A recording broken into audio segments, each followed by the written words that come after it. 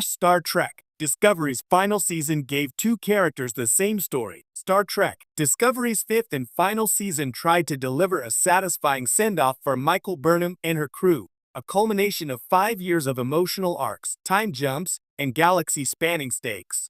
But for all its ambition and spectacle, one of the season's oddest storytelling choices was how two of its main characters, Michael Burnham and Cleveland Booker, essentially shared the same narrative journey. Both characters were struggling with grief, identity, and destiny in ways that mirrored each other almost beat for beat, leaving the season feeling emotionally repetitive even as it reached for epic closure. While their chemistry and history have always been a defining part of Discovery's emotional core, Season 5's structure and themes ended up blurring the line between their individual arcs. In trying to give both of them a grand finale, Discovery accidentally wrote them into the same story twice, with different settings, but identical emotional beats. The core of Season 5, A Quest for Purpose. From its opening episode, Discovery Season 5 positioned itself as an Indiana Jones-style adventure across the galaxy. The plot centered around the search for the progenitor's ancient technology, an artifact that could reshape the universe and rewrite existence itself. Every crew member had a role to play, but it was Burnham and Book who carried the emotional weight of the quest. Michael's story began with her renewed sense of command.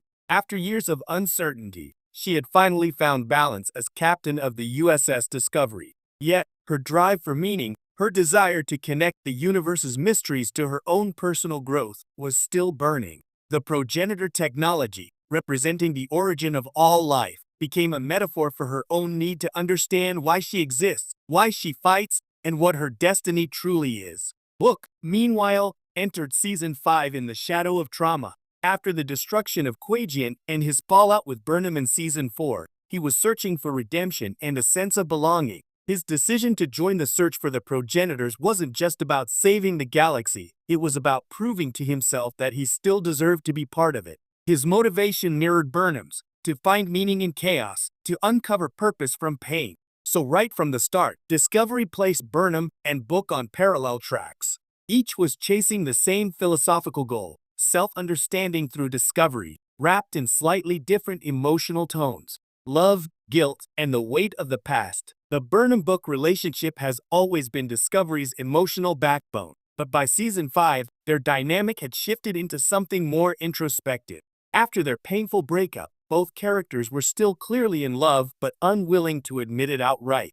The writers leaned into this tension, showing them circling each other throughout the quest, professional allies masking deep emotional scars. The problem was that the show didn't differentiate how they processed those feelings. Both Burnham and Book were haunted by guilt, she for choices that cost lives or relationships, and he for his role in Season 4's chain of events that nearly tore the Federation apart. Both were trying to forgive themselves. Both were seeking a kind of cosmic validation that they were still meant to be heroes. When they encountered moral dilemmas, whether to risk lives for the progenitor tech or how far to trust Maul and Lack, both characters arrived at the same internal struggle. Can I make peace with what I've done? Even their dialogue reflected that mirroring. Burnham's late-season confession that she no longer feared losing control echoed Book's earlier admission that he'd lost faith in himself.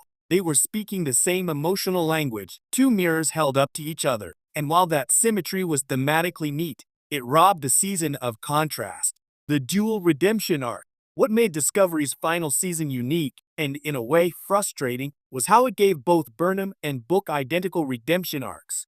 Each of them had fallen from grace in prior seasons. Burnham was demoted, exiled, and questioned as a leader. Book betrayed the Federation, then sacrificed everything to make amends. Season 5 tried to wrap both journeys up neatly, but by making them parallel rather than complementary, it diluted their individual impact. Burnham's redemption was professional and existential. She needed to prove that she could lead, that she'd earned the right to stand among the great captains of Starfleet history. Book's redemption was personal and emotional. He needed to believe he could still do good after so much destruction. Yet the show tied these two arcs together so tightly that they felt interchangeable. Every time Burnham made a breakthrough, forgiving herself, trusting her instincts, or choosing compassion over fear, Book experienced a similar breakthrough within an episode or two. In Episode 8, Labyrinths, Burnham literally walks through a metaphysical test designed to make her confront her own identity.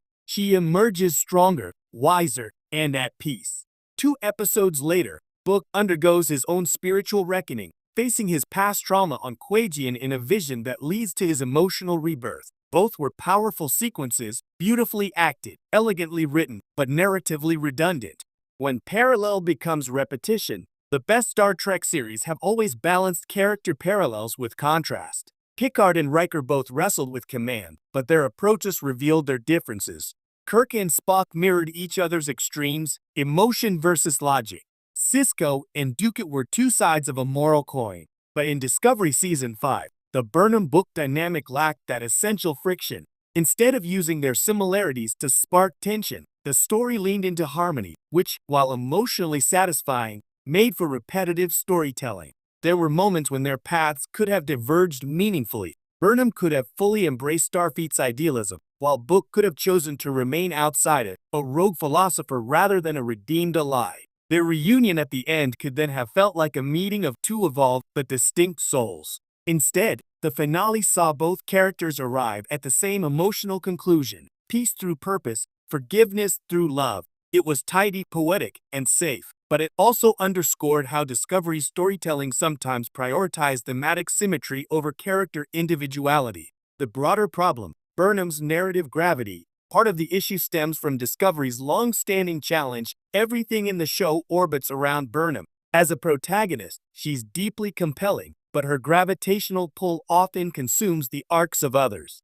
Book's story in Season 5, for all its emotional texture, ultimately existed as a reflection of hers. When Burnham found peace, so did Book. When Burnham faced a test, Book faced a parallel one. When Burnham was rewarded with command, closure, and ultimately the chance to explore the unknown, Book's reward was simply to share her ending. That symmetry might sound romantic, but it inadvertently minimized Book's autonomy as a character. Earlier seasons hinted that he could stand apart, a man of faith, empathy, and resistance who represented a moral challenge to Starfleet.